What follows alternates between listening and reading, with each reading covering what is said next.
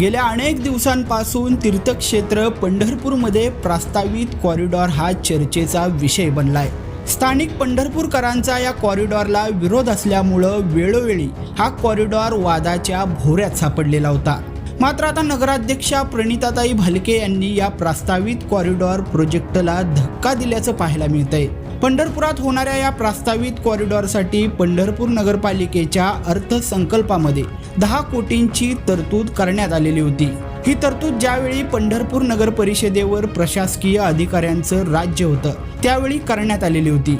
मात्र या कॉरिडॉर प्रोजेक्टसाठी पंढरपूर शहरातल्या कोणत्याही नागरिकांना विश्वासात न घेता नागरिकांच्या कराच्या पैशांची उधळपट्टी झाल्याचा आरोप सुज्ञ नागरिकांकडून वेळोवेळी करण्यात येत होता।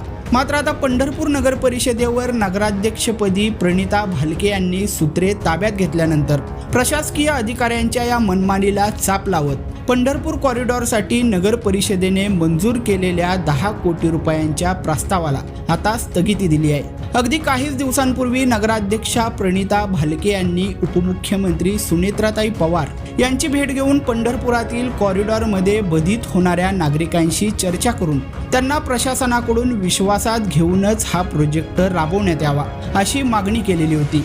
त्यानंतर आता नगराध्यक्षांनी थेट कॉरिडॉरसाठी 10 कोटींची असणारी तरतूदच रद्द केल्यानंतर पंढरपूर कॉरिडॉरसाठी हा पहिला मोठा धक्का मानला जातोय।